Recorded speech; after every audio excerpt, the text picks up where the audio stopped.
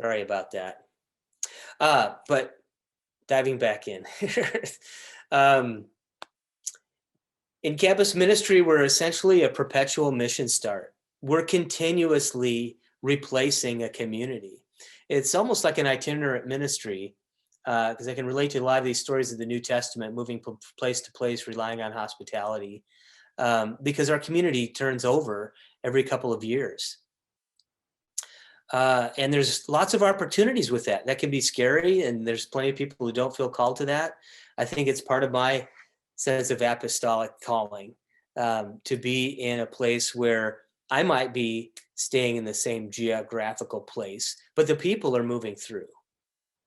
So it wasn't about crossing a sea to go to the other side to meet Lydia, the stranger, but it was more like Lydia wandered through our community. And so it's a bit of an inversion, but it does have to do with that authentic engagement with new people and just the openness that that takes. So if you think about how many people you have a depth connection where you've had those kind of spiritual nature conversations about people's longings or losses, think about how many people that we have those conversations with. And most of us might say it's just a handful, perhaps family or just real dear ones. But when we open that to a neighborhood, it really changes the neighborhood. In our neighborhood in East San Diego, it's about 8 years ago. Once Angie and I had settled into our full-time work and kind of hit our stride, we realized we really wanted to build that community in our neighborhood as well. And so all we did is we just opened up a neighborhood potluck and said, how would you like to come? And some said yes and some said no. And from that has grown real extended family kind of relationships. Most of us have moved there from other parts of the world. We have people from many different cultures and religions. But when we just simply eat together and our kids play together, it's just not as hard as sometimes we make it in the church, right? If it's about getting somebody to a service or a program, that's work. It's just not natural for most people unless they're already looking for that. And they would generally show up at a church to do that. But if you're just engaging with your neighbors, then it's about, I know this person. They're looking out for my kids who play together. We're sharing a meal. We get to know each other. And this takes time, right? And so scheduled events are tricky, and they tend to work against that depth of authentic relationships. So how do we do this? At Agape, there are 3 central practices. And again, I think Dwight bringing up practices is essential. So much of what we do is in our heads when we think about designing programs. But when we're just showing up and doing certain things together, we're open to surprises happening, like Lydia showing up and inviting people into her home. That might not have been expected. I wonder if that might have something to do with what the Spirit of Jesus was calling in them. Like they were drawn to that certain place, sensing that possibility. So in campus ministry, this starts with heart space. Like, how are we one-on-one making space for a conversation? Just where that authentic sharing can happen, just naturally, organically. And so for us at Agape, it's a sofa circle where people can drop in at any time of the day and have space. Sometimes it's just quiet. They like a quiet, safe space to reflect. Other times they just need connection. Like in a big sea of an anonymous faces, they just need to take a breakaway and be with 1 or 2 other people where they can just rest. They can just kind of arrive back in their body. What's going on with me? How am I doing? Maybe somebody cares to listen.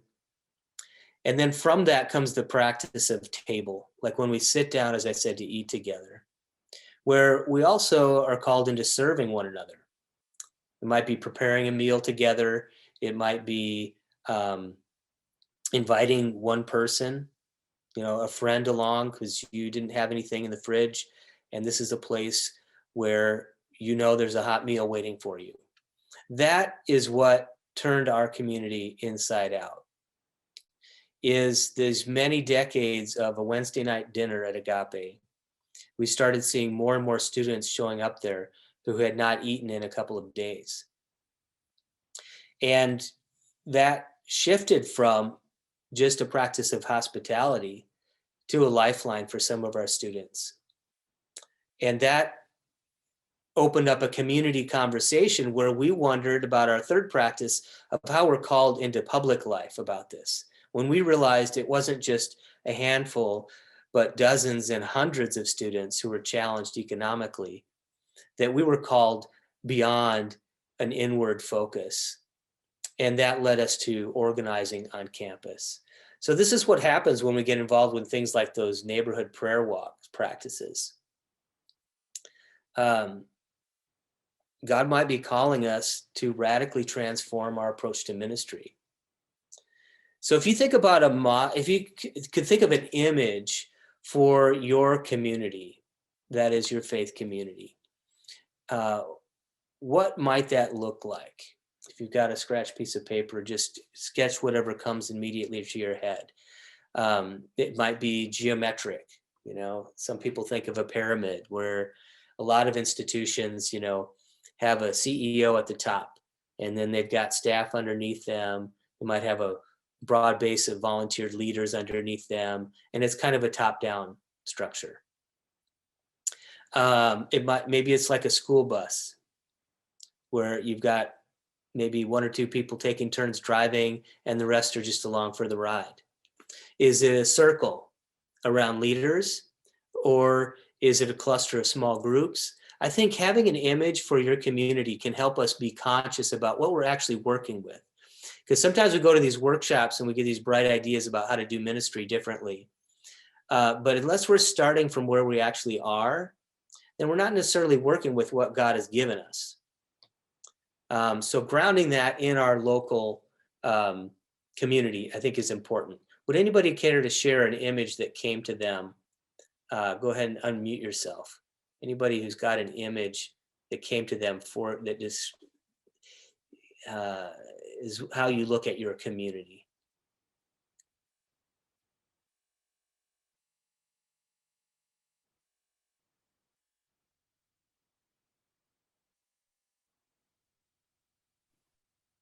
So I identified, Darin, with your image of hunger, because I live in a community of mostly seniors, and some of them being elderly seniors. And I think sometimes they're hungry because they're not motivated to fix themselves food, especially those who are alone. Okay, yeah, cooking for yourself. Yeah. Yeah, that's kind of basic. Yeah. So what, alongside that, as you look at engaging that part of your neighborhood, what is the shape of your community that either is open or closed to that kind of engagement around shared meals?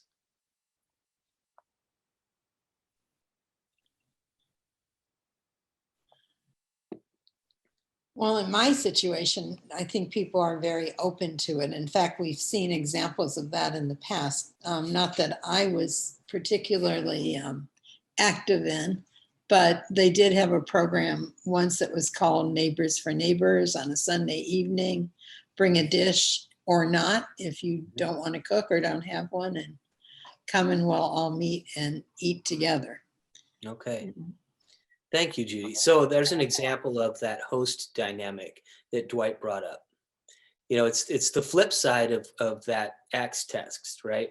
Where the leader in the church is the one who goes out and prevails upon the hospitality of a stranger. Whereas Lydia is the one in the role of the host. And what happens with power dynamics there, right? Who is serving and who's receiving?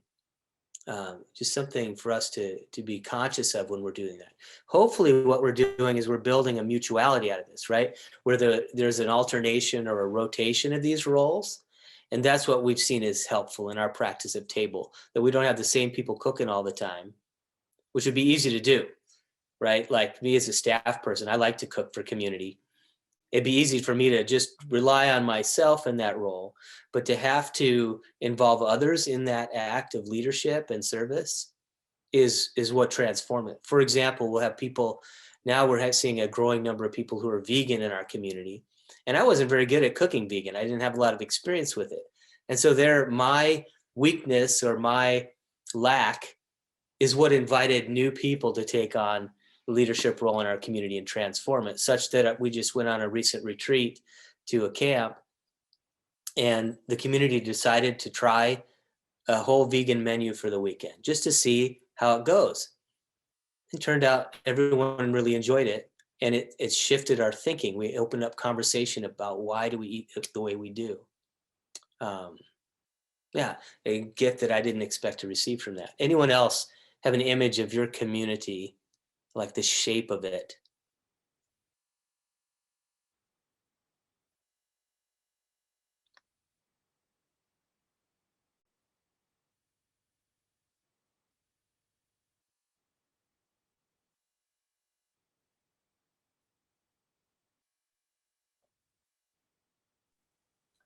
Well, I thought of a Venn diagram. If everybody probably knows what that is, but just for my own clarity, two circles with an overlapping area in the middle. And the reason why I thought of that is because at St. Mark's, we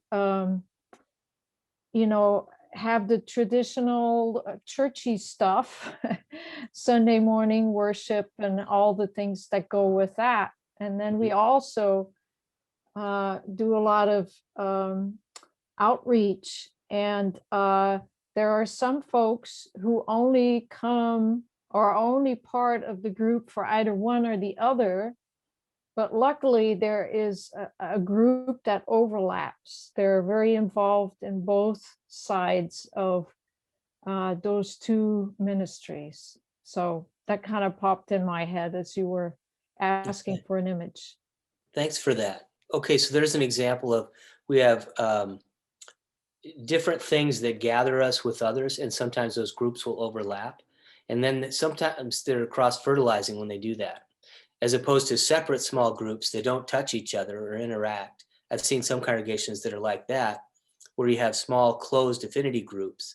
And sometimes the overlap can build in the openness. Like I'm familiar with St. Mark's engagement in the neighborhood in City Heights. There's a lot of opportunity there for new interactions. Thanks for sharing that. One other example I'd like to throw in there is one that I received from some of our Indigenous students who talked about the divine circle as one whose center is everywhere and circumference is nowhere.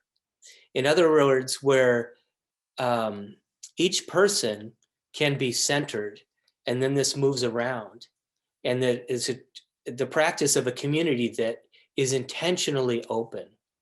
For us, that makes sense, as I said, because we have a continuous flow of people in and out of our community. And so they might start out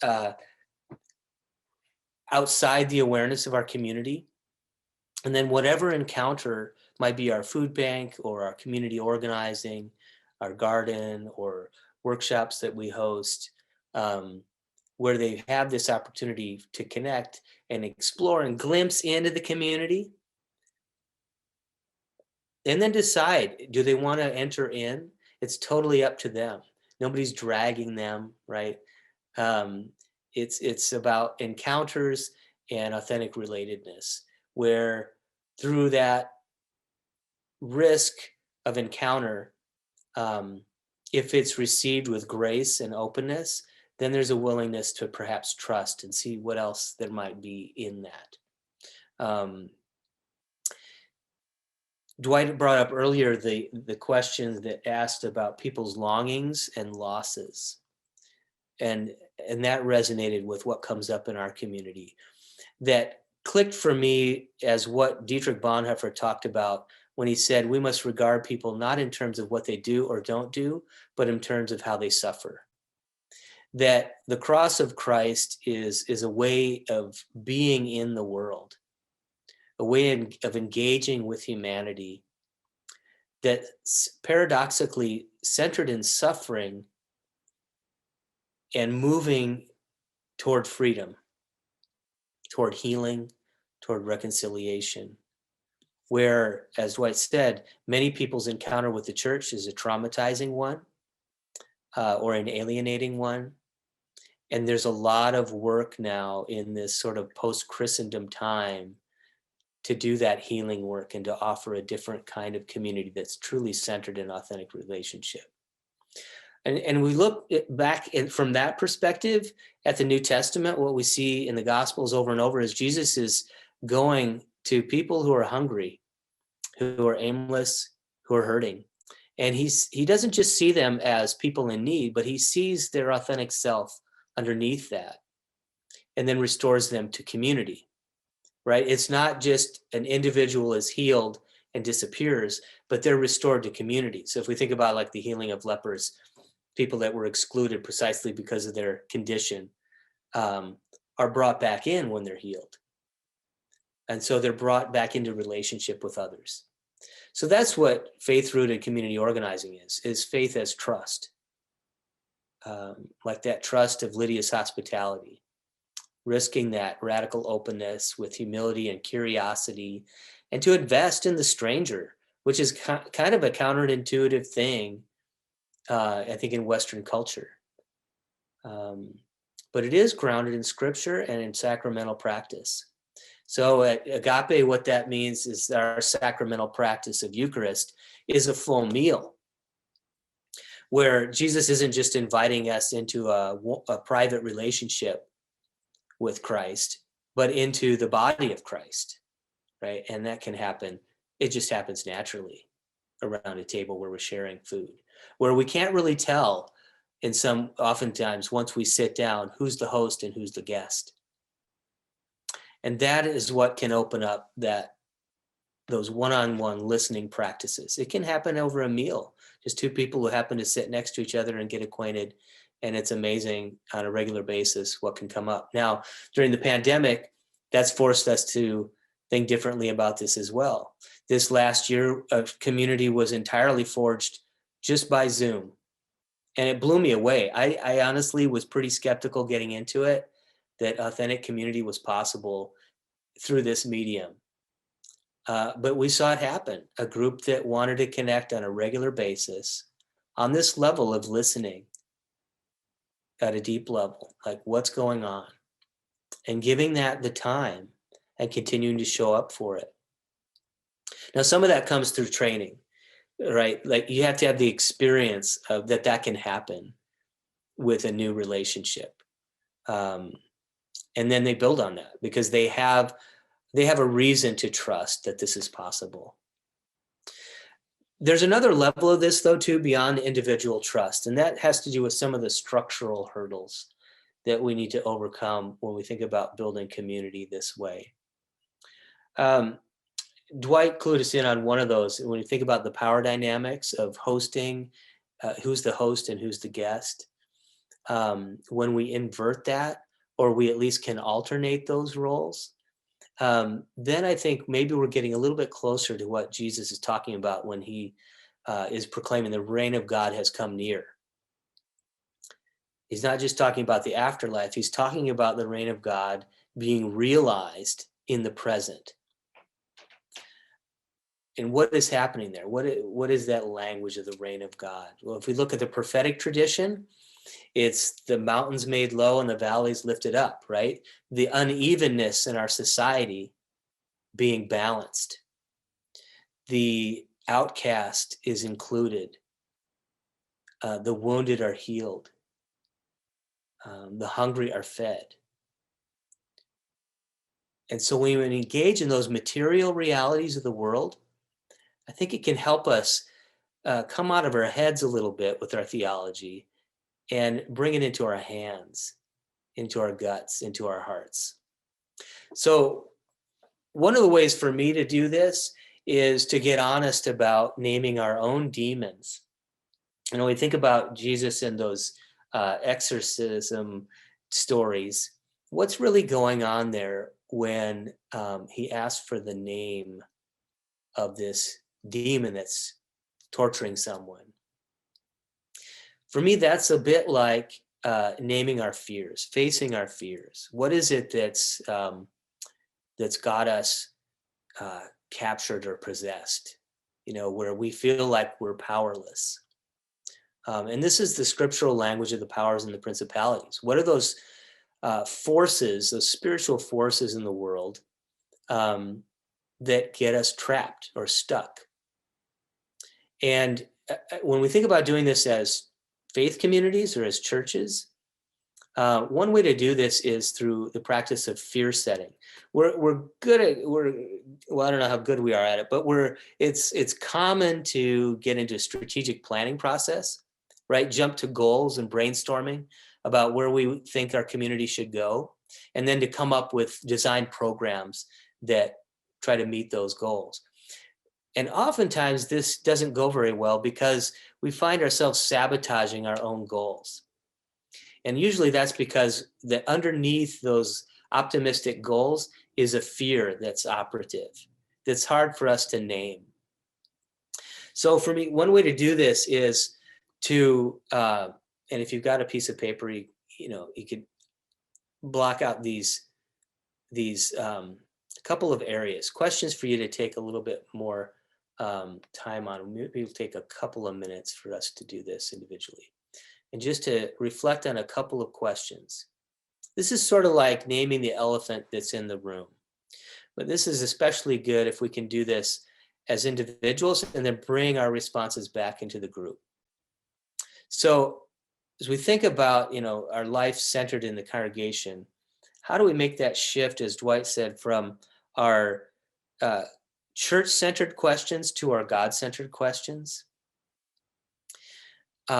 To me, it starts with, to be honest, what are those questions that are before us as church?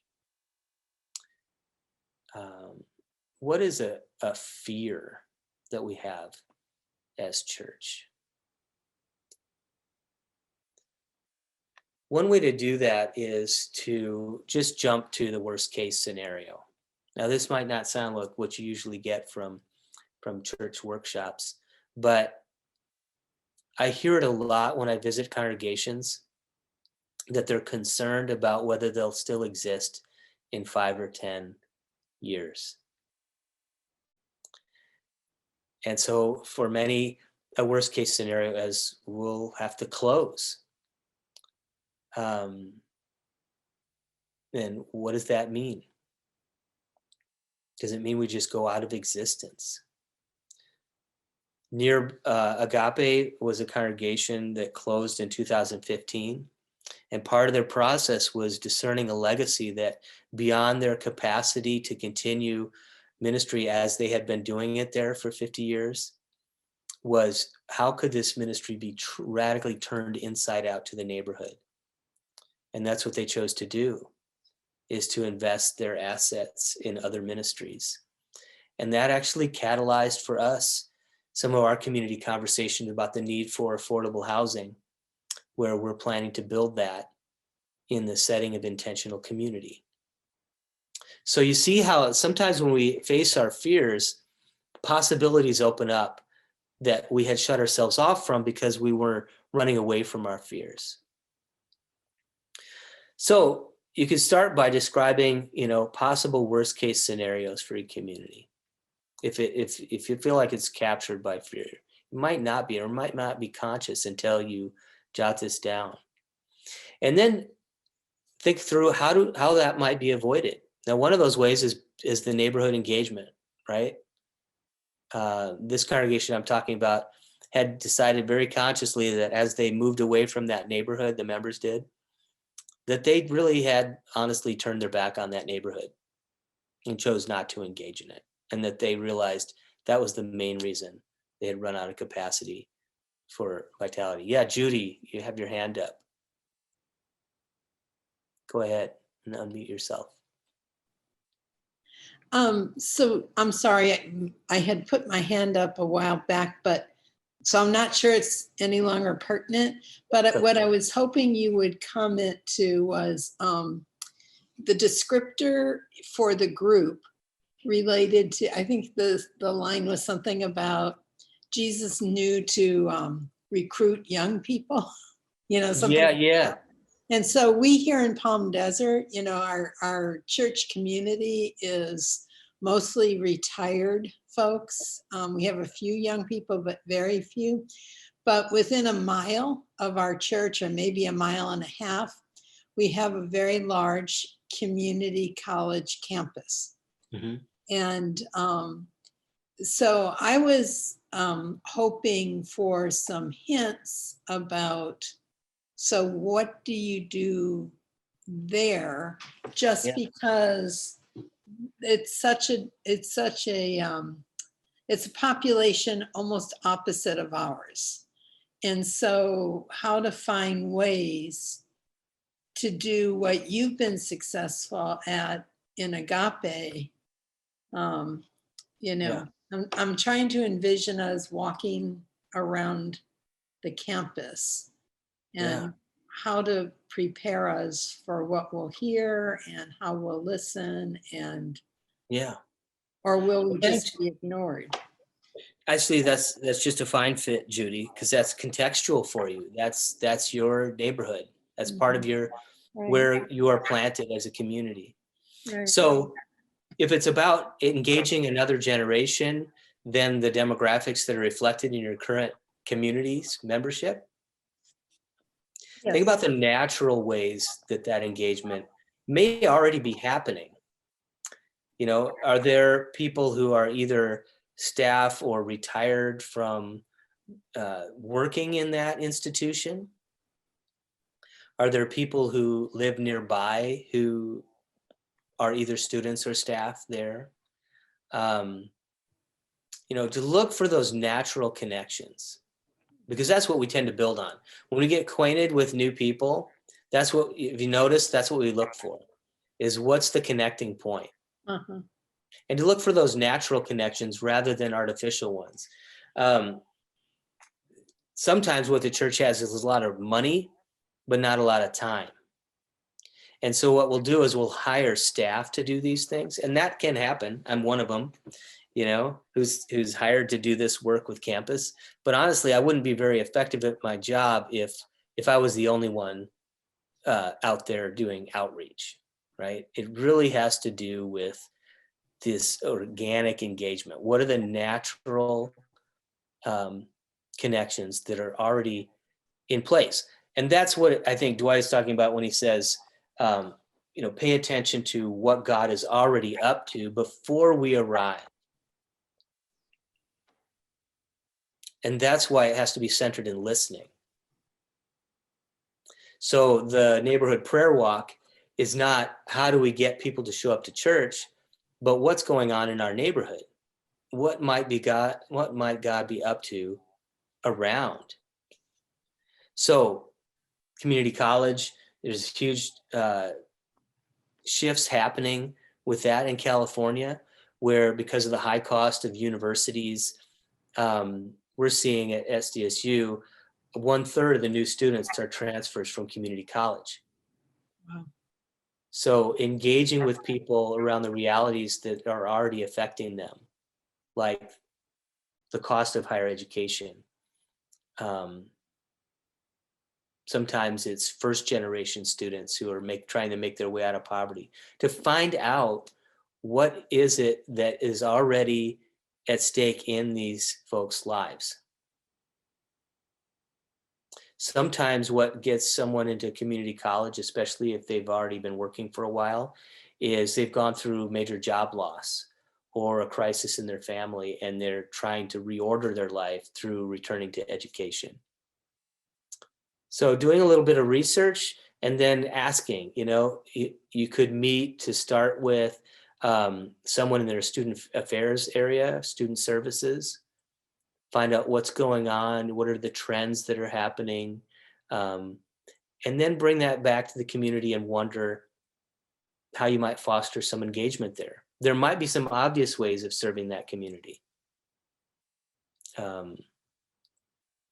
For us, one of those has been a food pantry. Now, there are ways to do that that don't engage people, that are just circulating food. And there are other ways where if you have a space where people can tell you their story, usually there's more going on than money or food, right? And so if you have space to engage with people, at whatever readiness they're open to, showing up for them can make the difference. And as to the generational thing, what I found, I'm 55, I'm kind of amazed that I have students come to me and on a regular basis and want to spend time. They are either looking for a mentor or a spiritual support, someone who's got a little bit of life experience under their belt that they can turn to, ask for advice, or just really more often, someone to listen non-anxiously to them, where they don't have to be ashamed, they don't have to worry about how they're perceived or judged, but just to receive that. So that's really what I'm talking about when we talk about community organizing and one-on-one listening practices, is engage people around what is motivating them, what is up in their life.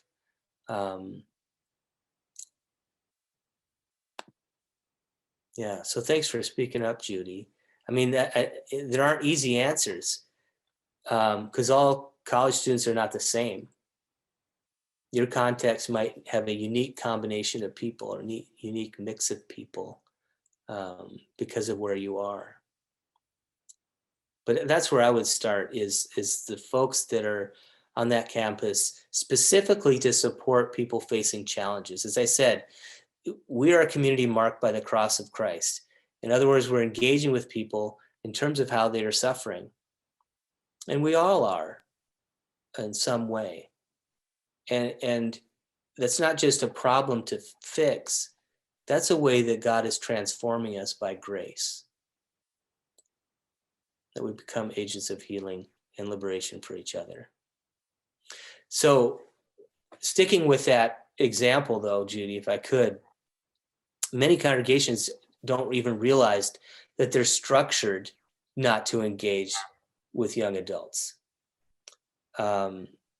I'm seeing, in the secularization of our culture, I'm seeing fewer people that show up in campus ministry because they're looking for a church community.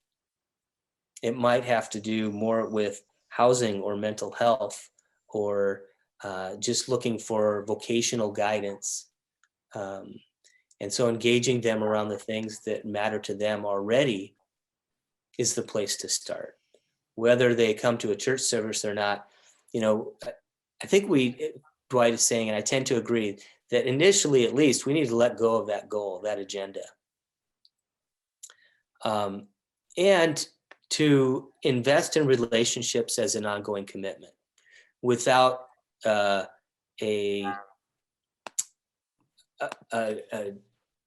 expected outcome. So an example of this is to get specific with some of these investments of time, because time's really the main thing. Why is this important to engage with young adults? Before we think how we're going to do this, why is it important for you or for your community? And that might involve that fear setting, right? What are we worried about? Is it anxiety that's driving us into this engagement? What is our motivation? And be honest with ourselves about that. And then get specific. If this is an authentic desire to engage with people, not just numbers or demographics, but with individuals, then how am I going to be accountable for that practice? So I think doing this in teams is why I think, Jesus sending people out 2 by 2 is a good one, right? Where we're supporting each other in this ministry, this apostolic work. So for us in our community, how that looks is that each person who commits as a leader, because they're excited about what we're doing and they want to be a part of it and they want to share it with more people, is to set a goal that they would build 12 new relationships in a year, but really just one a month. And then each month, come back and share with that team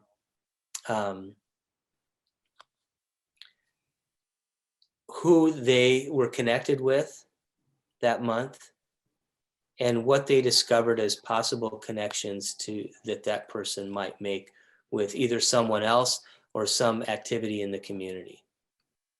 Not because it serves our institutional interest, because we're trying to get people to show up for something, but because it serves their journey. And this requires a certain amount of deep listening, right? To get at what is up in this person's life. What are they truly motivated by right now? It might be crisis, it might not. It might be vocational discernment. Like, I'm not sure what I need to be studying right now, where I'm going. I'm not sure what kind of job I can find. It might have to do with finding work. It could be a very practical thing.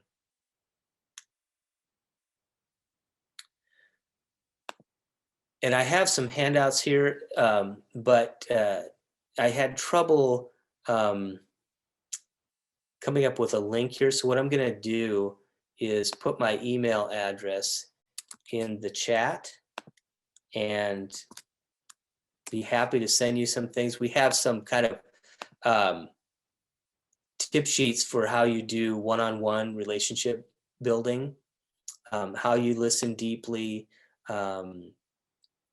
sample questions to ask and things like that. But it's not rocket science. It just means letting go of our preformed agendas to actually put relationships and people first. And I find this a joyous experience. We have to make room in our lives for new people. That's part of this. But for most of us, we can handle one new person a month. And then to have an accountability partner, somebody who's supporting us in. Sorry about that, but we are right about at the end of the time. Thanks, Judy, for that example. Was there anyone else who'd like to, with our remaining few minutes, throw out a question or a comment?